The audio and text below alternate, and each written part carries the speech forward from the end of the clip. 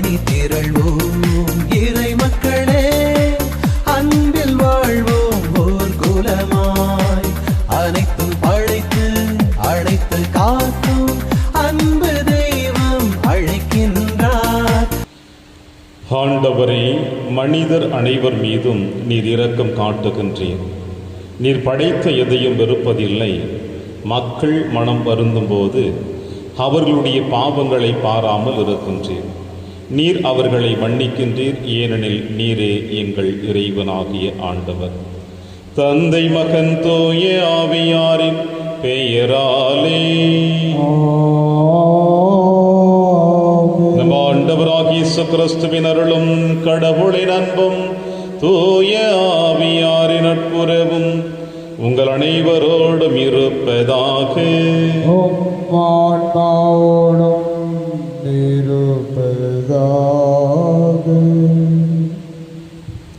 உங்கள் விண்ணக தந்தையிடமிருந்து உங்களுக்கு கைமாறு கிடைக்காது. ஏனென்றால் மக்களுடைய பார்வையில் உங்கள் வாழ்க்கை தரத்தை நீங்கள் உயர்த்தினீர்கள் என்றால். கிறிஸ்து இயேசுவில் எனக்கு பிரியமான அன்புமிக்க சகோதர சகோதரிகளே, காலங்கள் எந்த அளவிற்கு வேகமாக உருண்டோடி கொண்டிருக்கிறது என்பதற்கு அன்னையாம் திருச்சபையிலே நடக்கக்கூடிய திருநிகழ்வுகள் நமக்கு வெளிப்படுத்தி கொண்டிருக்கின்றன.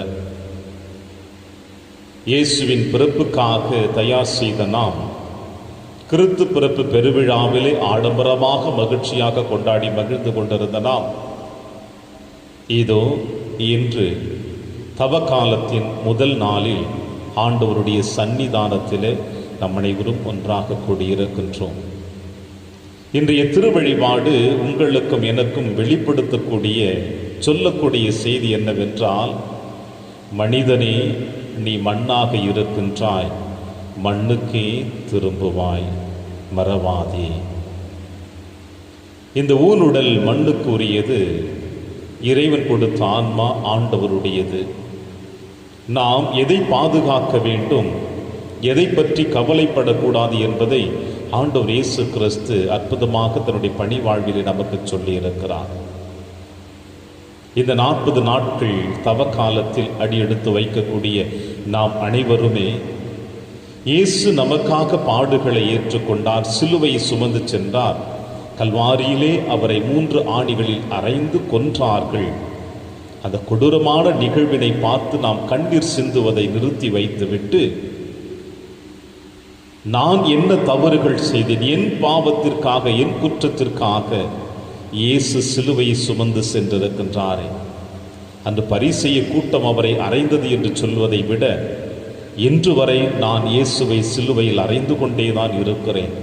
எனவே என் பாவத்தினால் இயேசு இனிமேல் சிலுவையில் அறையப்படக்கூடாது, அவருக்காக என்னையே நான் அர்ப்பணிக்க வேண்டும் என்ற உறுதியான பிரதிக்கினை இது இந்த நாளிலே நீங்களும் நானும் எடுக்க இறைவன் அழைப்பு கொடுத்திருக்கிறார். நம் பாவங்கள் என்ன, நம் குற்றங்கள் என்ன, நாம் எதை நோக்கி பயணித்து கொண்டிருக்கிறோம் என்பதை உணர்ந்து இதோ இந்த தவக்காலத்தின் முதல் நாளிலே அடியெடுத்து வைக்கின்ற நாம், திருநீர் உங்கள் மீதும் என் மீதும் பூசப்படுகின்ற பொழுது சொல்லுகின்ற வார்த்தை, மனம் மாறி நற்செய்தியை நம்புங்கள், மனிதனே, நீர் மண்ணாக இருக்கின்றாய், மண்ணிற்கே திரும்புவாய். மனமாறுவோம், நற்செய்தியை நம்புவோம், நம் ஆன்மாவை பாதுகாத்துக் கொள்வோம்.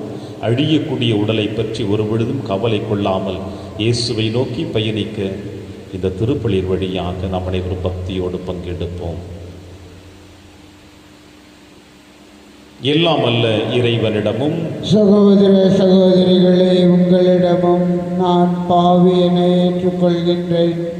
ஏனெனில் என் சிந்தனையாலும் சொல்லாலும் செயலாலும் கடமையில் தவறியதாலும் பாவங்கள் பல செய்தேன். என் பாவமே, என் பாவமே, என் பெரும் பாவமே. ஆகையால் எப்போதும் கன்னியான புனித மரியாவையும் வானதூதர் புனிதர் அனைவரையும், சகோதர சகோதரிகளே, உங்களையும் நம் இறைவனாகிய ஆண்டவரிடம் எனக்காக வேண்டிக் கொள்ள மன்றாடுகின்றேன். இல்லாமல்ல இறைவன் நம் மீது இரக்கம் வைத்து நம் பாவங்களை மன்னித்து நம்மை நிலை வாழ்விற்கு அழைத்து செல்வாராக. ஆமென். ஆண்டவரே இரக்கமாயிரும். ஆண்டவரே இரக்கமாயிரும். கிறிஸ்துவே இரக்கமாயிரும். கிறிஸ்துவே இரக்கமாயிரும். ஆண்டவரே இரக்கமாயிரும். ஆண்டவரே இரக்கமாயிரும். மன்றாடுவோமாக. ஆண்டவரே, புனித நோன்புகளின் வழியாக கிறிஸ்துவ வாழ்வின் போராட்டத்தை தொடங்க எங்களுக்கு உதவி அருளும். அதனால் ஆன்மீக தீமைகளுக்கு எதிராக நாங்கள் போரிட்டு தன்னடக்கத்தின் உதவியால் காக்கப்படுவோமாக.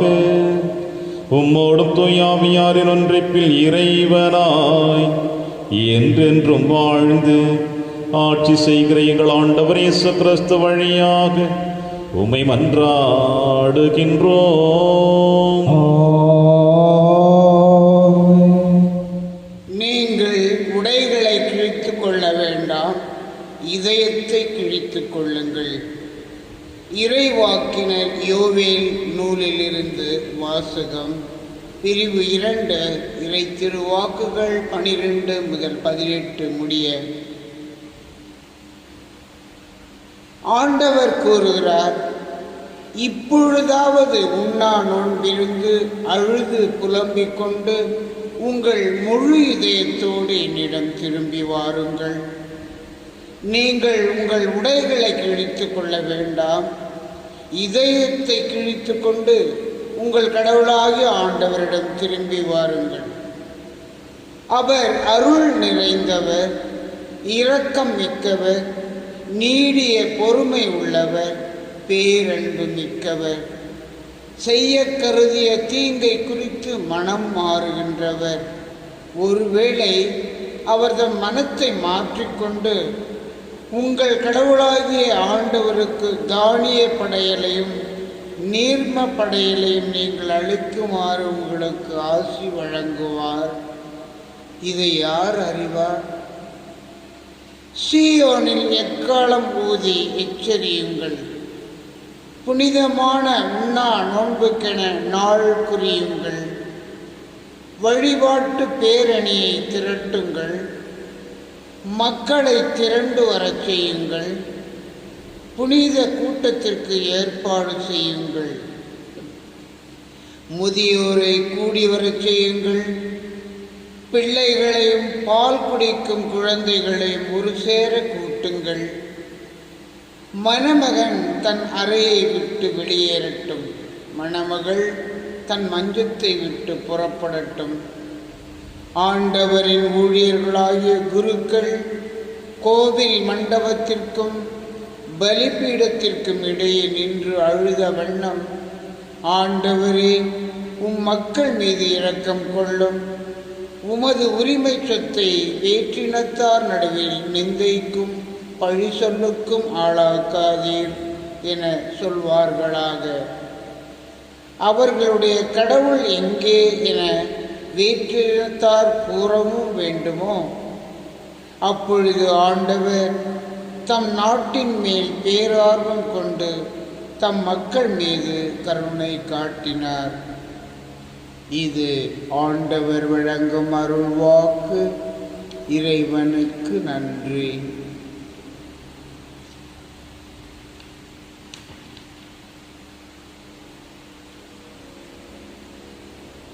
பதிலுரை திருப்பாடல் 51 பல்லவி. ஆண்டவரே இரக்கமாயிரும், ஏனெனில் நாங்கள் பாவம் செய்தோம். ஆண்டவரே இரக்கமாயிரும், ஏனெனில் நாங்கள் பாவம் செய்தோம்.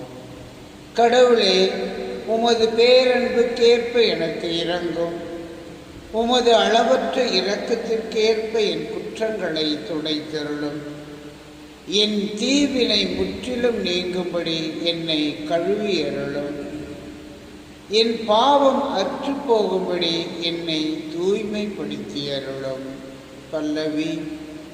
ஆண்டவரே இரக்கமாயிரும், ஏனெனில் நாங்கள் பாவம் செய்தோம். ஏனெனில் என் குற்றங்களை நான் உணர்கின்றேன். என் பாவம் எப்போதும் என் கண்முன் நிற்கின்றது. உமக்கு எதிராக நான் பாவம் செய்தேன், உம் பார்வையில் தீயது செய்தேன். பல்லவி. ஆண்டவரே இரக்கமாயிரும், ஏனெனில் நாங்கள் பாவம் செய்தோம். கடவுளே, தூயதோர் உள்ளத்தை என்னுள்ளே படைத்தருளும். உறுதி தரும் ஆவியை, புதுப்பிக்கும் ஆவியை என்னுள்ளே உருவாக்கியருளும். உமது முன்னிலையிலிருந்து என்னை தள்ளிவிடாதேயும். உமது தூய ஆவியை என்னிடமிருந்து எடுத்து விடாதேயும். பல்லவி. ஆண்டவரே இரக்கமாயிரும், ஏனெனில் நாங்கள் பாவம் செய்தோம்.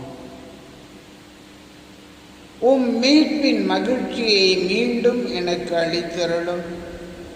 தன்னார்வ மனம் தந்து என்னை தாங்கியருளும். என் தலைவரே, என் இதழ்களை திறந்தருளும். அப்பொழுது என் வாய் உமக்கு புகழ் சாற்றிடும். பல்லவி. ஆண்டவரே இரக்கமாயிரும், ஏனெனில் நாங்கள் பாவம் செய்தோம்.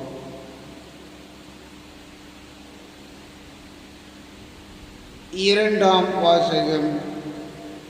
கடவுளோடு ஒப்புரவாகுங்கள், இதுவே தகுந்த காலம். திருத்தூதர் பவுல் கொரிந்தியருக்கு எழுதிய 2ஆம் திருமுகத்திலிருந்து வாசகம். சகோதரர் சகோதரிகளே, நாங்கள் கிறிஸ்துவின் தூதுவர்களாயிருக்கிறோம். கடவுளே எங்கள் வாயிலாக வேண்டுகோள் விடுக்கிறார். ஆகவே கடவுளோடு ஒப்புரவாகுங்கள் என்று கிறிஸ்துவின் சார்பில் நாங்கள் மன்றாடுகிறோம்.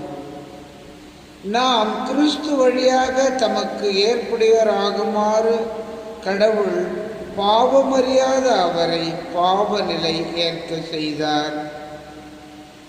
நீங்கள் கடவுளிடமிருந்து பெற்றுக்கொண்ட அருளை வீணாக்க வேண்டாம் என அவரோடு இணைந்து உழைக்கும் நாங்கள் கேட்டுக்கொள்கிறோம். தகுந்த வேளையில் நான் உமக்கு பதிலளித்தேன். விடுதலை நாளில் உனக்கு துணையாயிருந்தேன் என கடவுள் கூறுகிறார். இதுவே தகுந்த காலம், இன்றே மீட்பு நாள். இது ஆண்டவர் வழங்கும் அருள்வாக்கு. இறைவனுக்கு நன்றி. வசனம். உங்கள் இதயத்தை கடினப்படுத்திக் கொள்ளாதீர்கள், மாறாக ஆண்டவரின் குரலை கேட்பீர்களாக. ஆண்டவர் உங்களோடு இருப்பாராக. உம் ஆன்மாவோடும் இருப்பாராக. தூயமற்ற எழுதிய பரிசுத்த நற்செய்தியிலிருந்து வாசகம். ஆண்டவரே மாட்சி உமக்கே. இயேசு தம் சீடரை நோக்கி கூறியது, மக்கள் பார்க்க வேண்டுமென்று அவர்கள் முன் உங்கள் அரசியல்களை செய்யாதீர்கள். இதை குறித்து நீங்கள் எச்சரிக்கையாயிருங்கள், இல்லையென்றால் உங்கள் விண்ணக தந்தையிடமிருந்து உங்களுக்கு கைமாறு கிடைக்காது. நீங்கள் தருமம் செய்யும் பொழுது உங்களை பற்றி தப்பட்டம் அடிக்காதீர்கள். வெளிவேடக்காரர் மக்கள் புகழ வேண்டுமென்று தொழுகை கூடங்களிலும் சந்துகளிலும் நின்று அவ்வாறு செய்வர். அவர்கள் தங்களுக்குரிய கைமாறு பெற்றுவிட்டார்கள் என உறுதியாக உங்களுக்கு சொல்லுகிறேன். நீங்கள் தர்மம் செய்யும் பொழுது உங்கள் வலக்கை செய்வது இடக்கைக்கு தெரியாதிருக்கட்டும். அப்பொழுது நீங்கள் செய்யும் தர்மம் மறைவாயிருக்கும். மறைவாய் உள்ளதை காணும் உங்கள் தந்தையும் உங்களுக்கு கைமாறு அளிப்பார். நீங்கள் இறைவனிடம் வேண்டும் பொழுது வெளிவேடக்காரரைப் போல இருக்க வேண்டாம். அவர்கள் தொழுகை கூடங்களிலும் வீதியோரங்களிலும் நின்று கொண்டு மக்கள் பார்க்க வேண்டுமென்று இறைவேண்டல் செய்ய விரும்புகிறார்கள். அவர்கள் தங்களுக்குரிய கைமாறு பெற்றுவிட்டார்கள் என உறுதியாக உங்களுக்கு சொல்லுகிறேன். ஆனால் நீங்கள் இறைவனிடம் வேண்டும் பொழுது உங்கள் உள்ளறைக்கு சென்று கதவை அடைத்து கொண்டு மறைவாய் உள்ள உங்கள் தந்தையை நோக்கி வேண்டுங்கள். மறைவாய் உள்ளதை காணும் உங்கள் தந்தையும் உங்களுக்கு கைமாறு அளிப்பார். மேலும் நீங்கள் நோன்பு இருக்கும் பொழுது வெளிவேடக்காரரைப் போல முகவாட்டமாய் இருக்க வேண்டாம். தாங்கள் நோன்பு இருப்பதை மக்கள் பார்க்க வேண்டும் என்று அவர்கள் தங்கள் முகங்களை விகாரப்படுத்திக் கொள்கிறார்கள். அவர்கள் தங்களுக்குரிய கைமாறு பெற்றுவிட்டார்கள் என உறுதியாக உங்களுக்கு சொல்லுகிறேன். நீங்கள் நோன்பு இருக்கும் பொழுது உங்கள் தலையில் எண்ணெய் தேய்த்து முகத்தை கழுவுங்கள். அப்பொழுது நீங்கள் நோன்பு இருப்பது மனிதருக்கு தெரியாது, மாறாக மறைவாய் இருக்கின்ற உங்கள் தந்தைக்கு மட்டும் தெரியும். மறைவாய் உள்ளதை காணும் உங்கள் தந்தையும் உங்களுக்கு ஏற்ற கைமாறு அளிப்பார். ஆண்டவரின் அருள்வாக்கு. கிறிஸ்துவே உமக்கு புகழ்.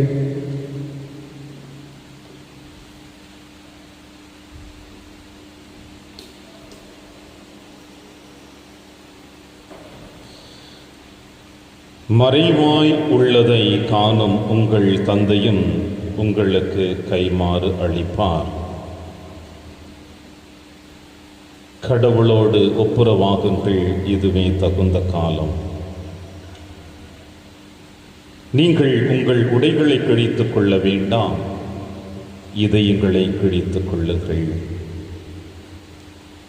கிறிஸ்து இயேசுவில் எனக்கு பிரியமான அன்புமிக்க சகோதர சகோதரிகளே,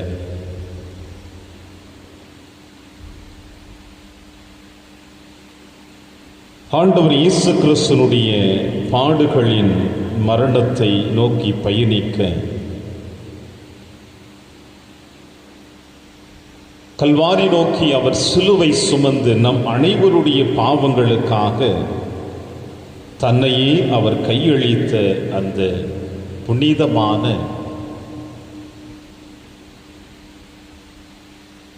நம் ஒவ்வொருவருடைய பாவங்களுக்காக தான் அதை ஏற்றுக்கொண்டு தன் மரணத்தின் வழியாக அவர் நமக்கு விட்டு கொடுத்து சென்றிருக்கின்ற உடலையும் இரத்தத்தையும் உண்டு குடித்து வாழ்ந்து கொண்டிருக்கின்ற நாம் சற்று சிந்திக்க என்று இயேசு அழைப்பு கொடுக்கிறார். உங்கள் இதயங்களை கிழித்துக் கொள்ள வேண்டாம், மாறாக உங்கள் உடைகளை கிழித்துக் கொள்ள வேண்டாம், மாறாக உங்கள் இதயங்களை கிழித்துக் கொள்ளுங்கள்.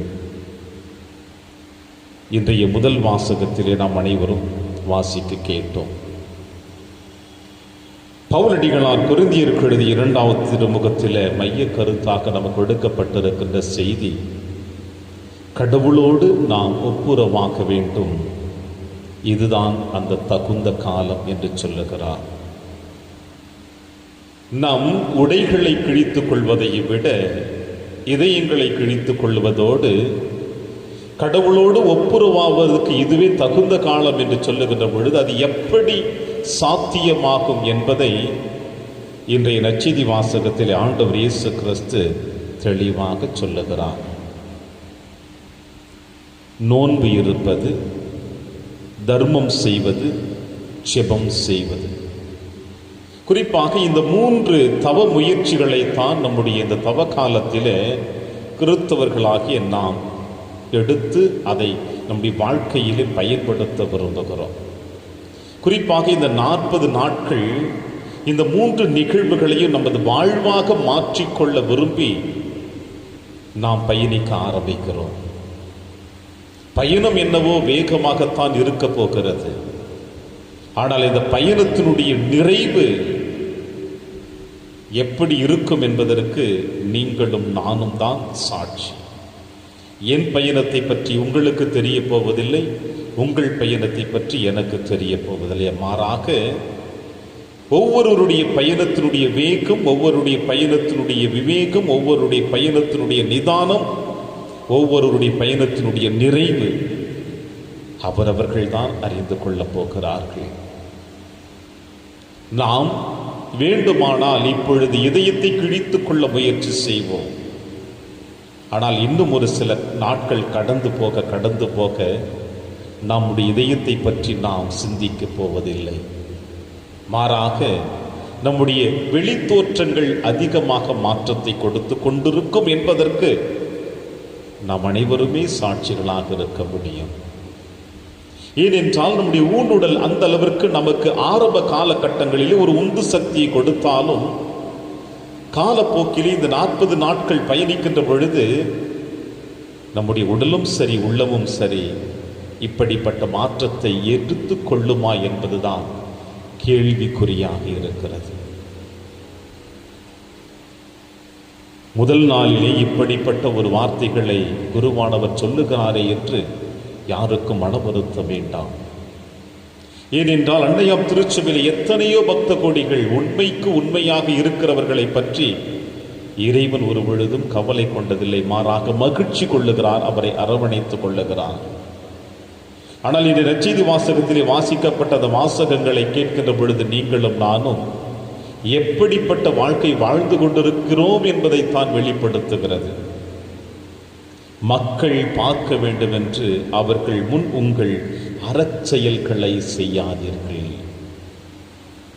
யாருக்காக இந்த தவக்காலத்திலே நாம் அடியெடுத்து வைக்கப் போகிறோம்? என்னுடைய ஆன்மீக வாழ்க்கையை புதுப்பித்துக் கொள்ளுவதற்கா, அல்லது என்னை சார்ந்தவருடைய ஆன்மீக வாழ்க்கையை புதுப்பித்துக் கொள்ளுவதற்கா? மக்கள் பார்த்து என்னை பெருமையாக சொல்லுகிறார்கள் என்றால் இந்த பெருமை காலை முதல் ஆரம்பிக்கப்பட்டு மாலை முடிந்துவிடும். ஒரு சில நேரங்களிலே இன்று என்னை பெருமையாக சொன்னவர்கள் நாளை என்னை அவதூறாக பேசுவதற்கு சற்று கூட அவர்கள் தயங்க மாட்டார்கள். எனவே மக்கள் பார்க்க வேண்டும் என்று நம்முடைய அறச்செயல்களை நாம் செய்வதை ஒதுக்கி வைத்துவிட்டு இயேசு சொல்லுகிறார், உங்கள் விண்ணக தந்தைக்கு உகந்தவர்களாக நீங்கள் உங்கள் கைமாறுகள் பெறுவீர்கள் என்று சொல்லுகிறார்.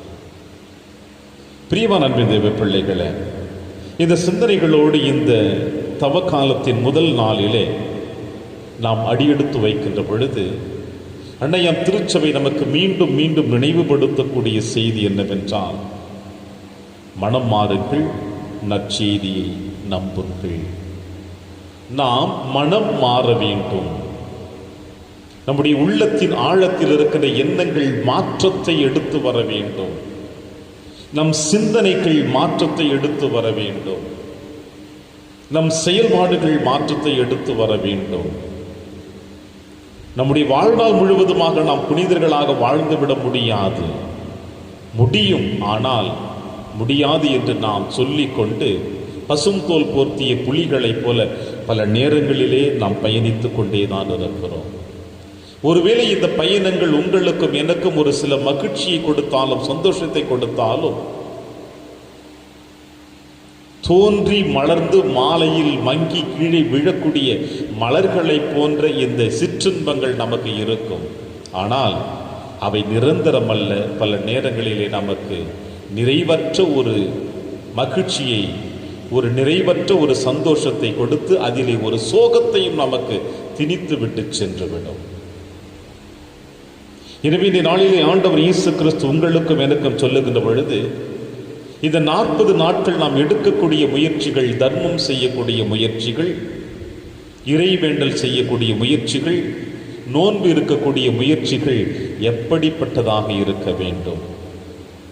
இவை இறைவனுக்கு உகந்ததாக இருக்க போகிறதா, அல்லது நம்மை சார்ந்தவர்கள் நாம் யாரிடம் நம்மை வெளிப்படுத்த வேண்டும் என்று விரும்புகிறோமோ அவர்களுக்கு ஏற்றால் போல இருக்க போகிறதா? எனவே இயேசு நற்செய்தி வாசகத்தில் இந்த 3 நிகழ்வுகளுக்கும் இறுதி அத்தியாயத்தில் இவ்வாறு சொல்லுகிறார், நீங்கள் செய்யும் தர்மம் மறைவாய் இருக்கும், மறைவாய் உள்ளதை காணும் உங்கள் தந்தையும் உங்களுக்கு கைமாறு அளிப்பார். முகவாட்டம், உடல் தோற்றம், உணவு அருந்தாதல், வெளியே கைகளை நீட்டிக்கொண்டு செபித்து கொண்டிருப்பது, இவைகள் அனைத்தும் எதை குறிக்கிறது என்றால், மக்கள் பார்வையிலே நாம் நல்லவர்கள் என்று நாம் காட்டிக் கொண்டிருக்கிறோம். எதற்காக நாம் மக்கள் முன்னிலையிலே நாம் நல்லவர்கள் என்று காட்ட வேண்டும்?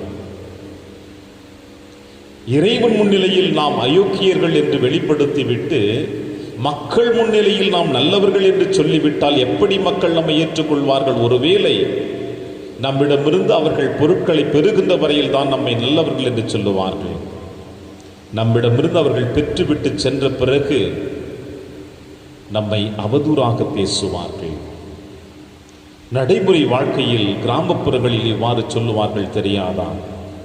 தாயானாலும் பிள்ளையானாலும் வாயும் வயிறு வேறு வேறுதானே. தாயானாலும் பிள்ளையானாலும் வாயும் வயிறும் வேறுதானே. குறிப்பிட்ட காலங்கள் வரையில் தான் உறவுகள் கூட நம்மோடு இருக்கும். காலங்கள் மாறுகிற பொழுது உறவுகள் கூட நம்மை வெறுத்து ஒதுக்கி வைக்க ஆரம்பித்து விடும்.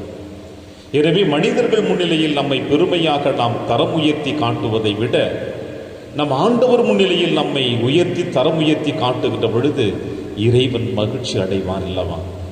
எனவே மறைவாய் உள்ளதை காணும் உங்கள் தந்தை உங்களுக்கு கைமாறு அளிப்பார் என்று இயேசு சொல்லுகிறார். இன்றைய முதல் வாசகத்தில் நீங்களும் நானும் ஆசி கேட்கின்ற பொழுது உங்கள் உடைகளை கிழித்து கொள்ள வேண்டாம், ஆடைகளை கிழித்து கொள்ள வேண்டாம், மாறாக உங்கள் இதயங்களை கிழித்து கொள்ளுங்கள். இதயம் என்பது இறைவன் குடிகொள்ளக்கூடிய இடம், ஆலயம் என்று சொல்லுகிறார்கள். அந்த இதயத்தில் தான் அவருடைய ஆன்மாவை உங்களுக்கும் எனக்கும் கொடுத்திருக்கிறார். ஆதாமை மண்ணிலிருந்து எடுத்து அவனுக்கு உயிர் மூச்சு கொடுக்கின்ற பொழுது அவன் இதயம் துடிக்க ஆரம்பித்தது முதல் இன்று வரை இந்த உலகத்தில் பிறக்கின்ற ஒவ்வொரு ஆணும் பெண்ணும் இறை சாயலாக படைக்கப்பட்டவர்கள் அவருடைய ஆவியை பெற்றிருக்கின்றோம். எனவே நம் ஆடைகளை கிழித்துக் கொள்ளுவதை விட, நம் உடலில் மாற்றங்களை வெளிப்படுத்துவதை விட நம் உள்ளத்தின் ஆழத்திலே அந்த மாற்றங்களை நாம் வெளிப்படுத்த வேண்டும் என்று இனி நற்செய்தி வாசகத்தின் முன்னதாக வாழ்த்தொலியாக சொல்லப்பட்ட வாக்கியத்தை நாம் சற்று கவனித்து பார்த்தோம் என்றால், உங்கள் இதயங்களை கடினப்படுத்திக் கொள்ளாதீர்கள், மாறாக ஆண்டவரின் குரலுக்கு செவி கொடுங்கள். பிரியமான தேவ பிள்ளைகளை, இந்த வார்த்தைகளை நாம் இறைவன் தந்தை கடவுள் அற்புதமாக இஸ்ரேல் மக்களுக்கும் அவருக்கும் உடன்படிக்கை என்பதை ஏற்படுத்தி கொள்ளுகின்ற பொழுது அதற்கு முன்னதாக நடந்த நிகழ்வுகளை நாம் சற்று சிந்தித்து பார்த்தோம் என்றால், இதயத்தை கடினப்படுத்திக் கொள்ளாதீர்கள் என்ற வார்த்தைகளுக்கு நல்ல ஒரு தெளிவான விளக்கம் நமக்கு கிடைக்கும். அது என்னவென்றால், பார்வோன் மன்னனிடமிருந்து இறைவன் தந்தை கடவுள் தன்னுடைய பிள்ளைகளை, இஸ்ரேல் மக்களை அழைத்து வர விரும்பினார். அழைத்து வருவதற்காக மோயிசனை அனுப்புகின்ற பொழுது, மோயிசன் முறையிடுகின்ற பொழுது முதலில் பார்வோன் மன்னன் ஏற்றுக்கொள்ளவில்லை, மாறாக 10 கொள்ளுமைகளை ஒவ்வொன்றாக நிகழ்த்துகின்ற பொழுது அவன் என்ன செய்தான்? ஒவ்வொரு நிகழ்வுகளுக்கும் தன் இதயத்தை இலகுபடுத்தி நான் அனுப்புகிறேன் என்று ஆண்டவருடைய வார்த்தைக்கு செவிமடுப்பது போல நடந்து கொண்டான். ஆனால் சற்று நேரம் காலதாமதமாகி மீண்டுமாய் மக்களை வெளியே அனுப்பாமல் தடுத்து கொண்டே இருந்தான். இதுதான் உங்கள் இதயத்தை கடினப்படுத்திக் கொள்ளாதீர்கள் என்று சொல்லுகிறார். இறை வார்த்தைக்கு முதலில் கட்டுப்படுவதும் அதன் பிறகு தன் வார்த்தைக்கு கட்டுப்படுவதும் மாற்று கருத்துக்களோடு வாழ்ந்து கொண்டிருக்கின்ற பொழுது நம் இதயத்தை தெளிவான பாதையில் அழைத்து செல்லவில்லை. நம் இதயத்தை நாம் கடினப்படுத்தி கொண்டே இருக்கிறோம். மாறாக ஆண்டவரின் குரலுக்கு நாம் செவி மடுக்கின்ற பொழுதுதான் நம்முடைய வாழ்க்கை தரம் அவருடைய முன்னிலையிலே உயர்த்தி வைக்கப்படும், ஆசீர்வதிக்கப்படும். பார்வோன் மன்னன் ஒவ்வொரு முறையும் தன் இதயத்தை கடினப்படுத்தி கொண்டதினால்தான் எத்தனையோ பிரச்சனைகளுக்கு மத்தியில் இறுதியிலே தன் அரசாட்சிக்குள்ள அனைத்து தலைச்சன் பிள்ளைகளையும் அவன் இழந்தான். அதோடு சேர்ந்து அவன் படைகளும் அழிக்கப்பட்டது செங்கடலிலே. நம்முடைய வாழ்க்கையிலும் இப்படிப்பட்ட மாற்றங்கள் இருந்தால் நாமும் நம்முடைய அழிவை நோக்கித்தான் சென்று கொண்டே இருக்கின்றோம். நம் இதயத்தை கடினப்படுத்தி கொண்டே இருந்தால் நாம் இப்படிப்பட்ட அழிவை நோக்கித்தான் சென்று கொண்டே இருக்கின்றோம். இஸ்ரேல் மக்கள் கூட பார்வோன் மன்னனிடமிருந்து பாதுகாத்து அழைக்கப்பட்டு கானான் நாட்டிற்கு சென்று கொண்டிருக்கின்ற பொழுது அவருடைய வாழ்க்கை பயணத்திலே, அந்த நெடும் பயணத்திலே அவர்கள் இதயத்தை எந்த அளவிற்கு அவர்கள் கடினப்படுத்தி கொண்டார்கள் என்பதையும் நாம் வேதத்திலே வாசிக்க கேட்கின்றோம். எனவே தவக்காலத்தில் இந்த முதல் நாளிலே அடியெடுத்து வைத்திருக்கின்ற நீங்களும் நானும் பவுலடிகளார் சொல்லுவது போல இதுவே தகுந்த காலம். இந்த காலத்தில் நாம் நம்மை இறைவனுக்கு அர்ப்பணிப்போம். இறைவன் நம்மை ஆசீர்வதிக்க வேண்டும் என்று சிந்திப்போம். உங்களுடைய என்னுடைய உச்சம் தலையில என்று குருவானவர் திருநீரை மந்திரித்து நம்முடைய உச்சந்தலையில் பூசுகின்ற பொழுது சொல்லுகின்ற வார்த்தை, மனம் மாறுங்கள், நற்செய்தியை நம்புங்கள். மனிதனே, நீ மண்ணாக இருக்கின்றாய், மண்ணுக்கே திரும்புவாய். எனவே நம்முடைய ஊனுடலானது மண்ணுக்கு செல்லக்கூடியது. நம் ஆன்மா இறைவனுக்குரியது. இந்த ஆன்மாவை மேன்மேலும் புனிதப்படுத்த வேண்டுமென்றால், இந்த ஆன்மாவை நாம் பாதுகாக்க வேண்டுமென்றால், மறைவாய் உள்ள நம்முடைய விண்ணக தந்தை எதை உங்களிடமிருந்தும் என்னிடமிருந்தும் எதிர்பார்க்கிறாரோ அதை நாம் செய்வோம். இந்த தவ காலத்திலே வெளிவேடமாக இந்த 40 நாட்கள் நமக்கு அமையக்கூடாது.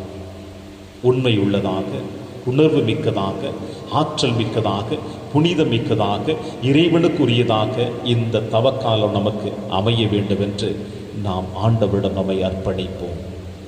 குறிப்பாக ரஷ்யா, உக்ரைன் நாடுகள் போராட்ட களத்தில் இருந்து கொண்டிருக்கின்ற பொழுது அந்த 2 நாடுகளில் இருக்கின்ற ஒவ்வொரு தலைவர்களையும் இந்த தவக்காலத்தின் பக்தி முயற்சிகளினால், நம்முடைய தவ முயற்சிகளினால், நம்முடைய நோன்பின் வழியாக, நம்முடைய செபத்தின் வழியாக இறைவன் அவர்கள் இருவருக்கும் நல்லதொரு மாற்றத்தை கொடுத்து இரு நாடுகளிலும் இருக்கின்ற மக்கள் மகிழ்ச்சியாக, சந்தோஷமாக, அன்பின் பாதையில் சமாதானம் உள்ள வாழ்க்கை அவர்களும் வாழ வேண்டும் என்று இந்த தவ காலத்திலே அவர்களுக்காக நாம் அர்ப்பணித்து ஜெபிப்போம். இறைவன் எப்பொழுதும் உங்களையும் என்னையும் நிறைவாக ஆசீர்வதிப்பார். ஆமென். அன்புமிக்க சகோதர சகோதரிகளே, தந்தையாம் கடவுளை நோக்கி பணிவுடன் மன்றாடுவோம். தவத்தின் அடையாளமாக நம் தலைகளின் மீது இடப்படும் திருநீற்றை புனிதப்படுத்த அவர் இரக்கம் கொள்வாராக.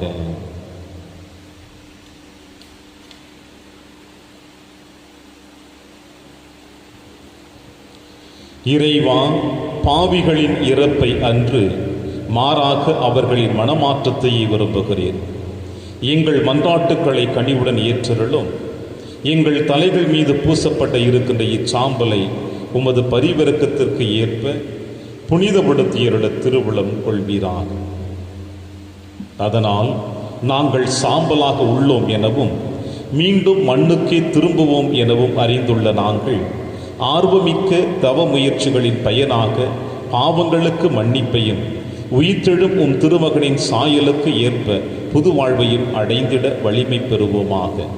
எங்கள் ஆண்டவராகிய கிறிஸ்து வழியாக உம்மை மன்றாடுகின்றோம். ஆமென்.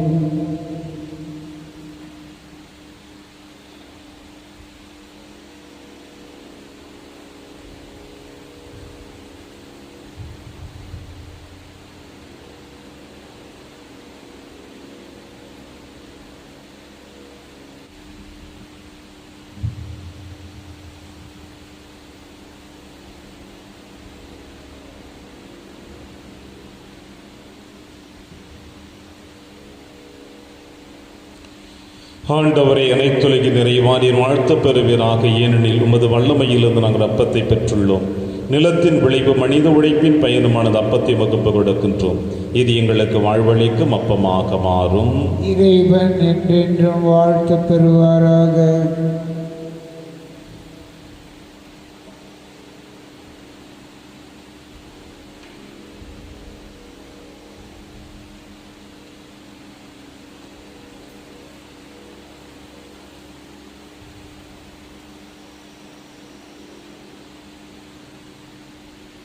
ஆண்டவரை, அனைத்துலகின் நிறைவா நீர் வாழ்த்த பெறுவீராக. ஏனெனில் உமது வல்லமையில் இருந்த ரசத்தை பெற்றுள்ளோம். திராட்சை செடியும் மனித உழைப்பின் பயணமான ரசத்தை வகுப்பு கொடுக்கிறோம். இது எங்கள் ஆன்மீக வானமாக மாறும். இறைவன் என்றென்றும் வாழ்த்த பெறுவாராக. சகோதர சகோதரிகள், என்னுடையதும் உங்களுடையதுமான இப்பலி இல்லாமல் தந்தையாக இறைவனுக்கு ஏற்றதாக்கபடி செவியுங்கள். ஆண்டவர் தமது பெயரின் புகழ்ச்சிக்காகவும் மாட்சிக்காகவும் நமது நன்மைக்காகவும் புனித திரு அவை அனைத்தின் நலனுக்காகவும் உமது கையிலிருந்து இப்பலியை ஏற்றுக்கொள்வாராக. ஆண்டவரே, தவக்கால தொடக்கமாக அமையும் இப்பலியை சிறப்பாக உமக்கு ஒப்புக் கொடுக்க உம்மை வேண்டுகின்றோம். தவ செயல்களாலும் பிறர் அன்பு செயல்களாலும் நாங்கள் தீய ஆசைகளை அடக்குவோமாக. இவ்வாறு பாவத்திலிருந்து தூய்மை பெற்றும் திருமகனின் பாடுகளை ஆர்வமுடன் கொண்டாட தகுதி உள்ளவர்களாக எங்களை மாற்றுவீராக. எங்கள் ஆண்டவராகிய கிறிஸ்து வழியாக உம்மை மன்றாடுகின்றோம். ஆண்டவர் உங்களோடு இருப்பாராக.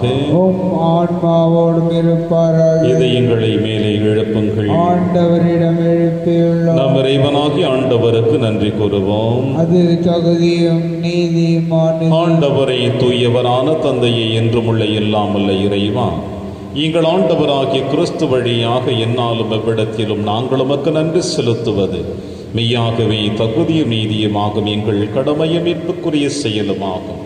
ஏனெனில் உமது பேரருளால் உம் நம்பிக்கையாளர் மன தூய்மை பெற்று ஆண்டுதோறும் பாஸ்கா விழாவின் மறைபொருளை மகிழ்ச்சியுடன் எதிர்பார்த்திருக்க செய்கின்றீர்.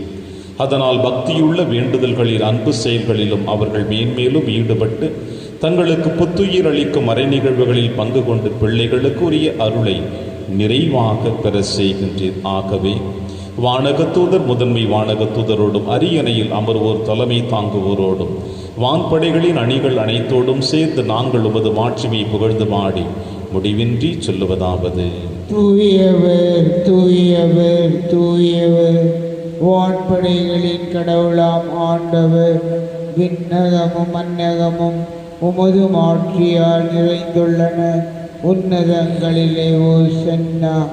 ஆண்டவர் பெயரால் வருகிறவர் ஆசி பெற்றவர். உன்னதங்களிலே ஓசன்னா. ஆண்டவரே, நீர் மெய்யாகவே தூயவர், தூய்மை அனைத்திற்கு முற்றாகவே.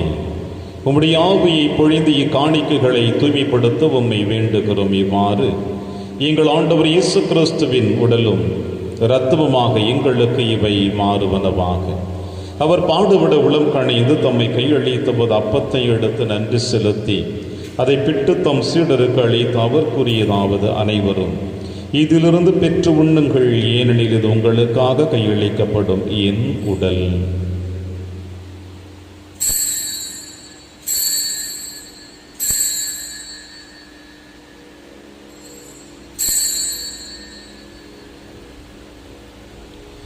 அவர் நம்மை இரவு விருதை அருந்திய பின் கிண்ணத்தையும் எடுத்து மீண்டுமக்கு நன்றி கூறி தம் சீடர்களுக்கு அளித்து அவர் கூறியதாவது: அனைவரும் இதிலிருந்து பெற்று பருகுங்கள், ஏனெனில் இது புதிய நிலையான உடன்படிக்கைக்குரிய என் இரத்தத்தின் கிண்ணம். இது பாவ மன்னிப்புக்கென்று உங்களுக்காகவும் பலருக்காகவும் சிந்தப்படும். இதை என் நினைவாக செய்யுங்கள்.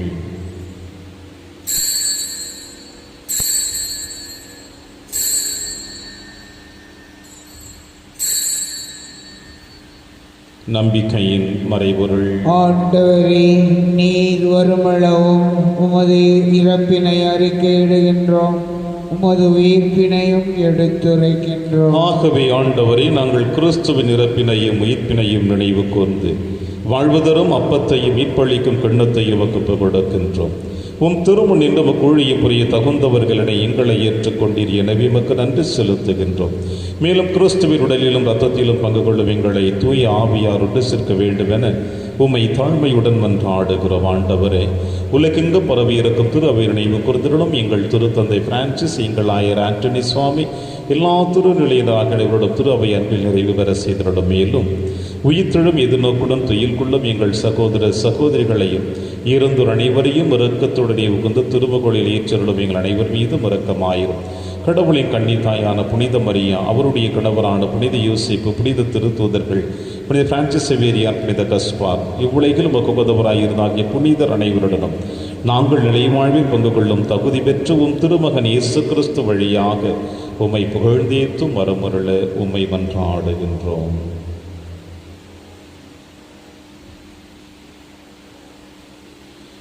இவர் வழியாக இவரோடு இவரில் எல்லாம் அல்ல இறைவனாகிய தந்தையே, தூய ஆவியாரின் ஒன்றைப்பில் எல்லா புகழும் ஆட்சியும் என்றென்றும் உமக்கு உரியதே.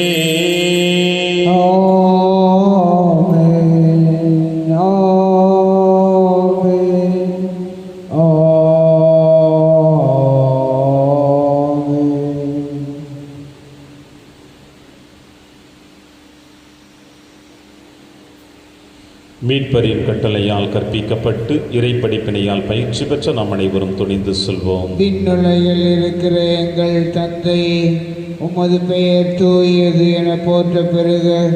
உமது ஆட்சி வருக. உமது திருவுளம் விண்ணுலகில் நிறைவேறுவது போல மண்ணுலகிலும் நிறைவேறுக. எங்கள் அன்றாட உணவை இன்று எங்களுக்கு தாரும். எங்களுக்கு எதிராக குற்றம் செய்வோரை நாங்கள் மன்னிப்பது போல எங்கள் குற்றங்களை மன்னியும். எங்களை சோதனைக்கு உட்படுத்தாதேயும், தீமையிலிருந்து எங்களை விடுவித்தருளும். ஆண்டவரை, தீமை அனைத்திலுமிருந்து எங்களை விடுவித்து எங்கள் வாழ்நாளில் அமைதியை கனிவுடன் அருள வென்றாடுகிறோம். உமது இரக்கத்தின் உதவியால் நாங்கள் பாவத்திலிருந்து எப்பொழுதும் விடுதலை பெற்று யாதொரு கலக்கமுமின்றி நலமாயிருப்போமாக. நாங்கள் எதிர்நோக்கி இருக்கும் பேரின்பத்திற்காகவும் மீட்பராக இயேசு கிறிஸ்து வருகைக்காகவும் காத்திருக்கின்றோம். ஏனெனில் ஆட்சியும் வல்லமையும் மாட்சியும் என்றென்றும் உமது. ஆண்டவர் இயேசு கிறிஸ்துவை, அமைதியை உங்களுக்கு விட்டுச் செல்கிறேன், அமைதியை உங்களுக்கு அளிக்கிறேன் என்று உம் திருத்துதர்களுக்கு மொழிந்தீரே. எங்கள் பாவங்களை பாராமல் திரு அவையின் நம்பிக்கையை கண்ணோக்கி உமது திருவுளத்திற்கு ஏற்பதற்கு அமைதியை மற்றும் அளித்துள்வீராக.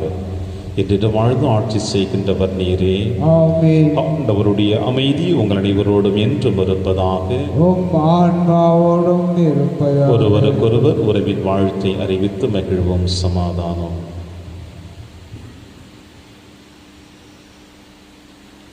உலகின் பாவங்களை போக்கும் இறைவனின் செம்மறியே, எங்கள் மேல் இரக்கமாயிரும். உலகின் பாவங்களை போக்கும் இறைவனின் செம்மறியே, எங்கள் மேல் இரக்கமாயிரும். உலகின் பாவங்களை போக்கும் இறைவனின் செம்மறியே, எங்களுக்கு அமைதியை அளித்தருளும். இதோ இறைவனின் செம்மறி, இவரை நம் அனைவரின் பாவங்களையும் போக்குகின்றவர். செம்மறியின் விருந்திற்கு அழைக்கப்பெற்ற நாம் அனைவரும் பேறு பெற்றோர். ஆண்டவரே, நீர் என் இல்லத்தில் எழுந்தருள நான் தகுதியற்றவன். ஆனால் ஒரு வார்த்தை மட்டும் சொல்லியருளும், எனது ஆன்மா நலம் அடையும். கிறிஸ்துவின் திருவுடலும் திரு ரத்தம் காத்து நமக்கு நிலையான வாழ்வளிப்பதாக. ஆமென்.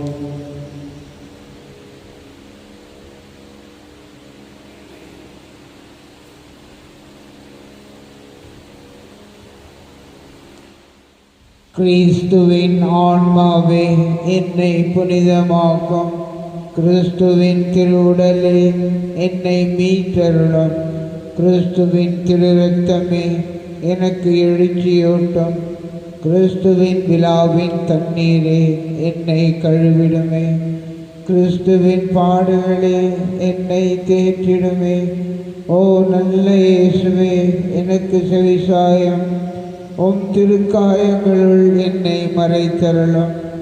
உம்மிடமிருந்து என்னை பிரிய விடாதேயும். தீய பகைவரிடமிருந்து என்னை காத்தருளும். எனது இறப்பின் வேளையில் என்னை அழைத்தருளும். உம்மிடம் வர எனக்கு கட்டளையிட்டருளும். புனிதர்களோடு எக்காலமும் உம்மை புகழ செய்யும். ஆமென்.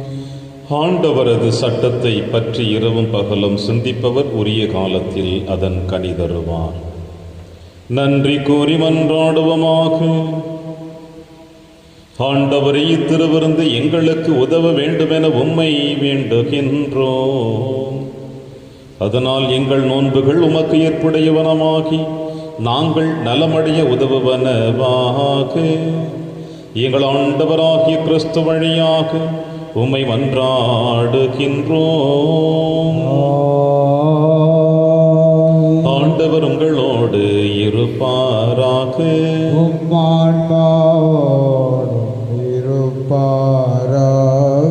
இறைவனின் சிறப்பாசி பெற கரங்கூப்பி சிரம் தாழ்த்தி பக்தியோடு ஜெபிப்போம். இறைவா, மாண்புக்குரியவும் திருமுன் தலை வணங்குபவர்களுக்கு ஆழமான மனத்துயரை கனிவுடன் தந்தருளும். தங்களுக்கு வாக்களிக்கப்பட்ட பரிசுகளை தவம் புரிவோர் இரக்கத்துடன் பெற்றுக்கொள்ள தகுதி பெறுவார்களாக. எங்கள் ஆண்டவராகிய கிறிஸ்து வழியாக உம்மை மன்றாடுகின்றோம். ஆண்டவர் உங்களோடு இருப்பாராக.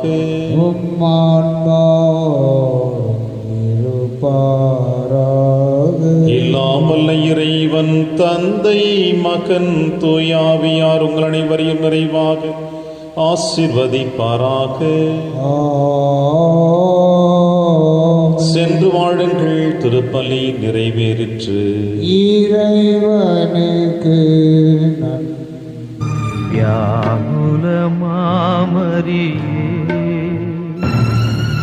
தியாகத்தின் மாதாவே, சிலுவை அடியினிலே சிந்தை நொந்தழுதாயோ.